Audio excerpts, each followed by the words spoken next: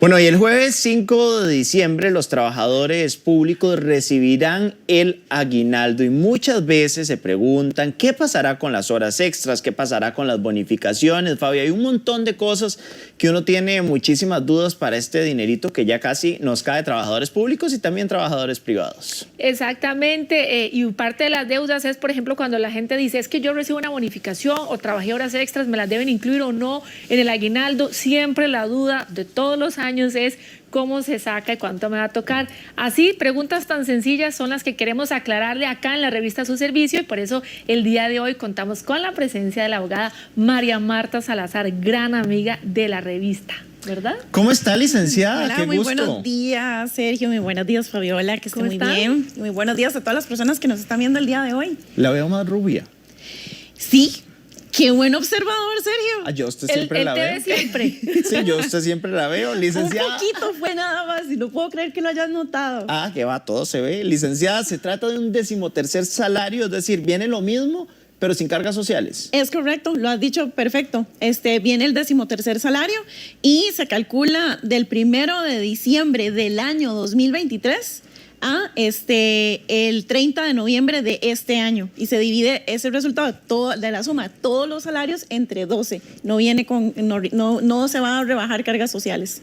Ahora vamos a hacer la fórmula, me voy a adelantar a la pregunta 4 para que la gente lo tenga bien claro. Ahora lo volvemos a repasar. Exacto, a partir de noviembre, lo que acabas de decir, si yo en noviembre gané 100,000 colones, en diciembre gané otros 100,000, puede ser que en enero hayan sido 50. En la suma de todos esos salarios, así tal cual, sin las cargas, como dijo mi estimado Sergio, entre 12. Es correcto. Así de fácil. O sea, si ganaste 100,000, 1.200.000 entre 12, ganas lo mismo, ¿verdad? De aguinaldo. Exactamente, cuando el salario es igual, te llega igual, pero ahora vamos a ver cuáles son las diferentes situaciones que se pueden presentar con el aguinaldo. Exacto, empecemos. Vamos con las horas extras. También eso debe estar calculado dentro del aguinaldo. Las horas extras me dicen, chao, eso no va. Ese es un gravísimo error que cometen muchos patronos, porque no te toman en cuenta las comisiones y horas extra para el cálculo del aguinaldo. Y recordemos que todo eso forma parte del salario, entonces se debe de tomar en cuenta. No se puede hacer a un lado ese tipo de cálculos porque igual va a afectar al trabajador y el patrono se puede ver expuesto a una infracción o incluso hasta una demanda. Bueno, pero ¿cómo funciona esto? Por ejemplo, en números para que a la gente siempre le quede bien claro, ¿verdad?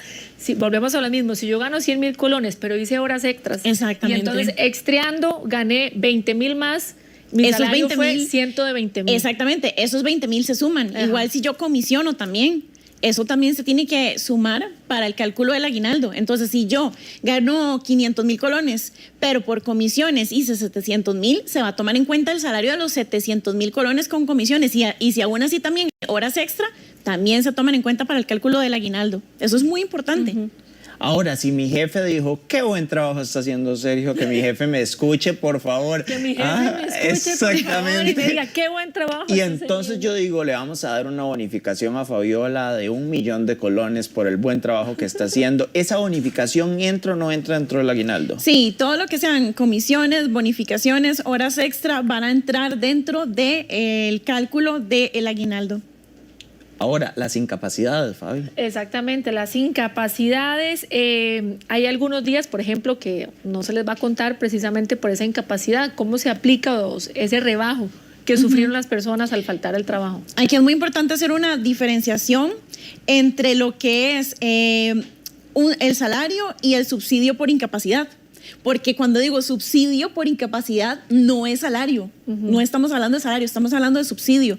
Por ende, eso no se va a tomar en cuenta para el cálculo del aguinaldo. Entonces, vean qué importante es un trabajador, por ejemplo, que está incapacitado por más de 3 meses, etcétera, o bastante tiempo, le va a perjudicar el cálculo del aguinaldo sí o sí, porque no se van a tomar en cuenta esos ingresos que recibí, porque no son salarios, son subsidio que otorga o la caja o el INSS. Bueno, usted puso de ejemplo 3 meses, pero puede ser que haya faltado 4 días.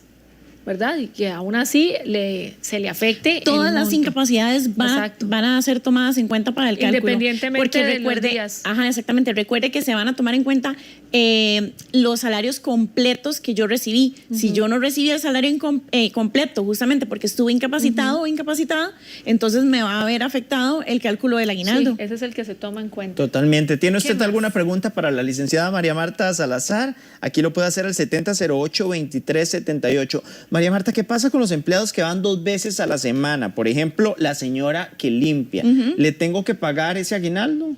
Qué importante que hagas esa pregunta, porque de hecho también quería hablar de que hay que reconocerle el aguinaldo, aunque llegue una vez por semana, y aún así que sea poquito, porque si realmente gana, qué sé yo, 20,000 colones por semana, porque llega un día, me cobra 20,000 colones el día. Entonces, yo hago el cálculo y le voy a tener que pagar, ejemplo, no sé, de los días que llegó entre 60 a 80,000 colones, pues eso es lo que va a recibir de aguinaldo. Y se le tiene que pagar aguinaldo. Y ojo, que las trabajadoras domésticas también van a recibir salario en especie. Se lo tengo que tomar en cuenta para el cálculo del aguinaldo. O sea, ¿Y cómo si se queda a saca? dormir, por ejemplo. No necesariamente si se queda a dormir. El salario en especie siempre se le va a pagar a las trabajadoras del hogar, con dormida o sin dormida. Entonces es un 50% más del salario que ellos reciben para el cálculo del aguinaldo.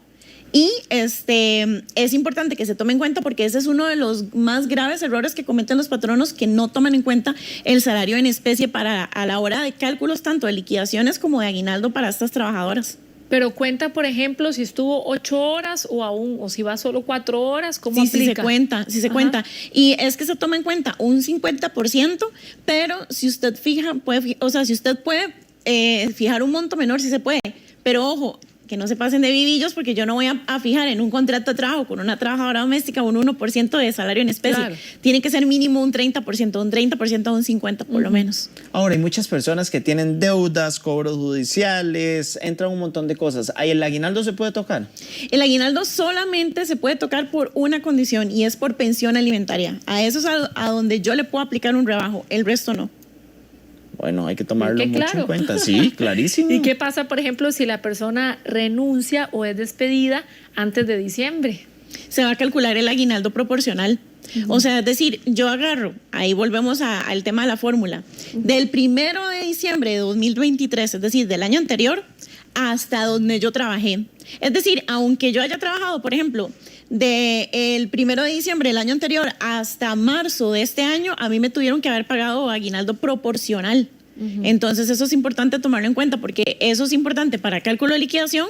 O igual, si yo renuncié, ya me lo debieron haber pagado si yo me fui en abril, mayo, etcétera. Pero si yo renuncio ahorita, también igual me tienen que calcular el aguinaldo proporcional. Sumo desde el 1 de diciembre del año anterior hasta el momento en que yo renuncié o fui despedido, y lo divido entre 12. Tengo otra duda. ¿Puedo hacerla, jefe? Por supuesto. Este espacio es suyo y de la comunidad. Muchos trabajos de prueba, ¿verdad? Que a veces están 1 mes o 2 meses o 3 meses a prueba. Por ejemplo, que haya empezado en julio, agosto, septiembre. Esas personas también requieren el pago del aguinaldo. Si la persona al final dice... No, claro que sí, Fabiola. Vea, estas personas, las que trabajaron, por ejemplo, los 3 meses de prueba, van a ser acreedoras del pago de aguinaldo proporcional, que cuando hablamos de aguinaldo proporcional o vacaciones proporcionales, que también se deben de pagar, es porque van a ser en proporción a lo que yo laboré. Entonces, si yo laboré 3 meses en periodo de prueba y aguinaldo, y me van a pagar también aguinaldo, por ejemplo, en esos 3 meses de prueba me van a pagar 3 días de vacaciones, porque es 1 por mes, y me van a calcular el aguinaldo proporcional durante esos 3 meses que yo trabajé. Qué lindo tener a la licenciada María Marta Salazar acá. Exacto. Me encanta. Explica, sí, que explica bien. Aquí siempre sos bienvenida. Esta es tu muchísimas casa. Gracias. Rubia, es un honor para mí estar acá. Muchas gracias. Y ahora nos vemos más adelante en la revista. Nos vemos en un ratito. Vamos a continuar con más informaciones.